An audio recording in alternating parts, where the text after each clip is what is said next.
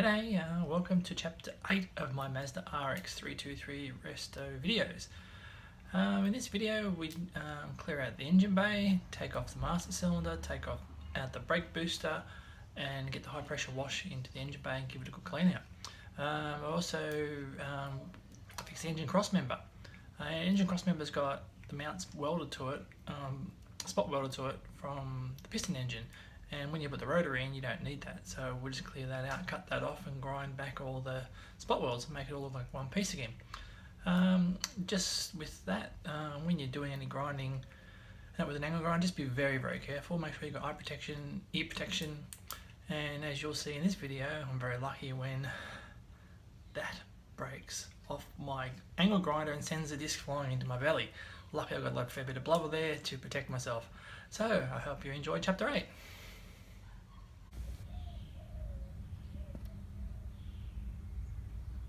Okay, so what I did, I'm going to take the brake lines now out of the engine bay. I just strapped up this little bottle to the caliper and then just undid the bleed nipple and just let it drain overnight into the bottle, so the brake system's all empty and ready to go.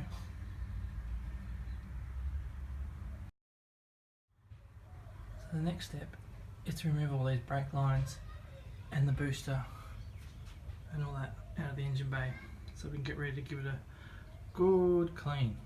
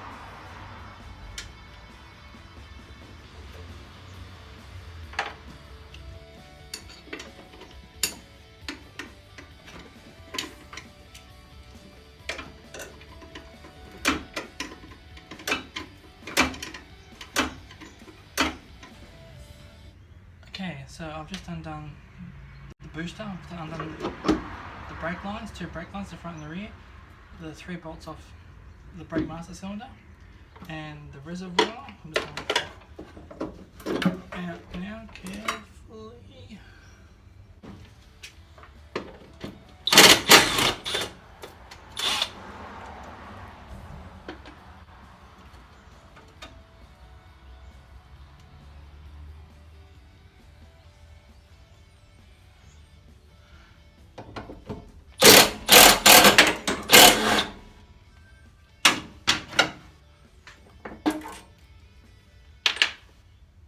So next thing we're going to do is pull out the booster, and it's pretty easy. It's only 1, 2, 3, 4 bolts and a clip up on there, and it should come out.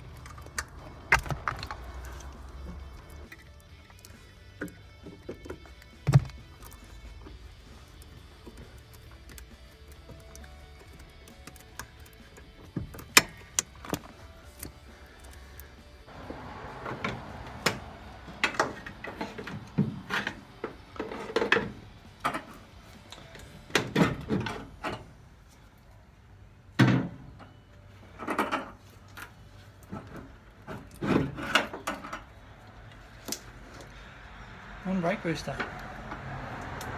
So I'll give that a clean up. You can see in here, this is where the master cylinder was, and you can see the good thing is this master cylinder wasn't leaking at all, it's all nice and dry. Just clean that up, give it a lick of paint, it'll be good as new. Okay, so everything's out now. And it's ready to get a good clean.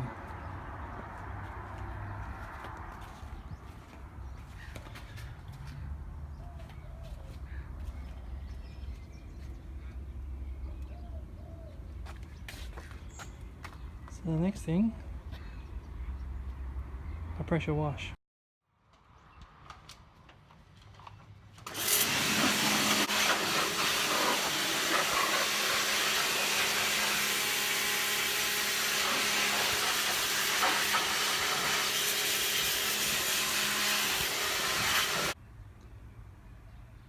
Alright, pushed it back in the garage.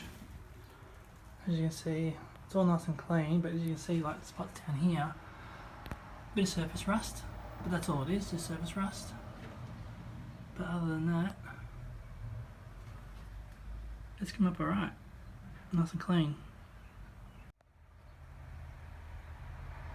A bit more surface rust under where the battery tray was. There's no holes or anything, which is good.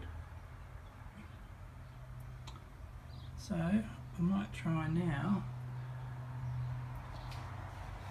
and give it a lick of paint. See how that goes. It's my first time painting something, so here we go. So this is the front cross member, and as you can see, this is the engine mount for the piston engine. We don't need it anymore, so I'm going to take it off just to give it more room. So this is where the bolts onto the chassis, this end and down here, and so the engine mount bolts on here and here. And so as you can see, there's 1, 2, 3 spot welds there, 1, 2, 3 spot welds there, and actually you can see if there's a weld in there. So I'm just going to cut through on both sides. You can see the weld on the inside, and take it off.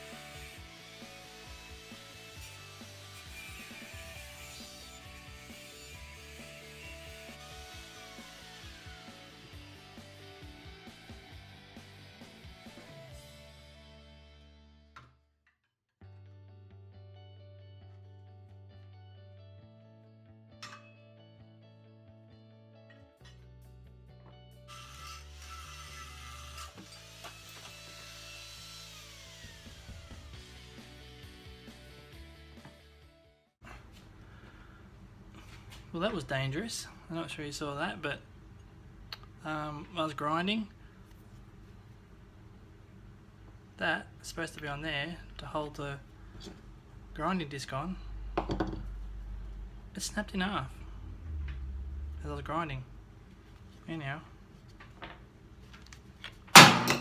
shit happens. Okay, so I've cut through the engine mounts with a cutting disc, and now it's just left me with the where all the spot welds and that were. So now I've just got to grind off all the spot welds with a grinding disc, and then take off the bits of metal where the spot welds were. So let's give that a crack.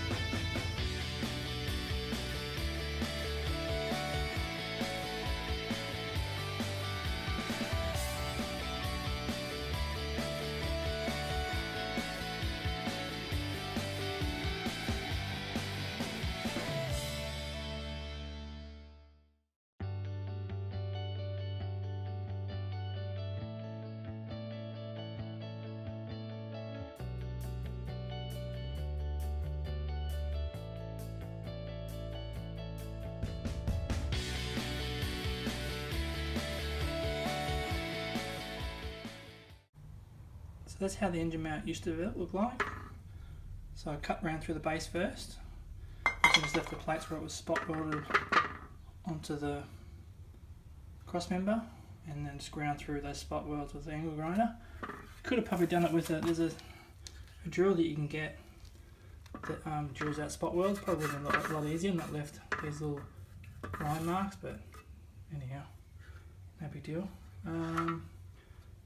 Yeah, so next step is I'll take this off to the powder coaters and get them to make it look like new again. Okay, because the rotary radiator is a lot bigger, I have to widen out this opening.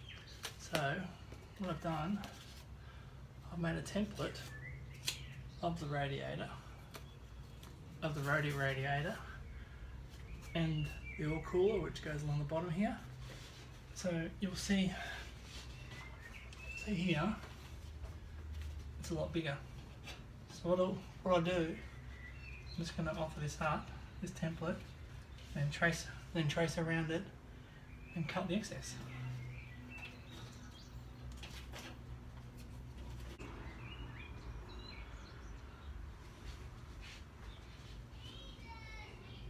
So there's about 1.5 centimetres on either side there for where the radiator will sit underneath this panel, and then I'll be able to bolt it through what's left.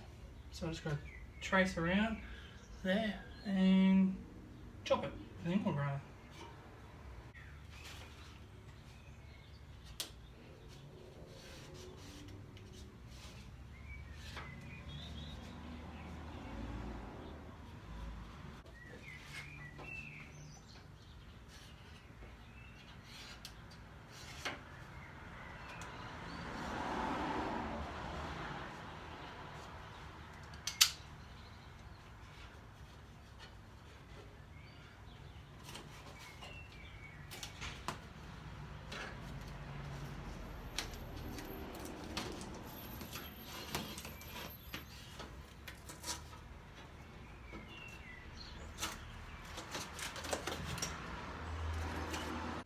There we go, so you can see how much extra I've got to cut out to make the radiator fit. But it's no big deal, we can do that. Thank you for watching Chapter 8, I hope you enjoyed it. In the next video I get stuck into the engine bay, trim off, make room for the radiator, and also clean up the engine bay and get ready for paint. And hopefully get my Crossmember back from powder coating as well. Yeah, don't forget to like the video, subscribe to the channel, and I'll see you in Chapter 9.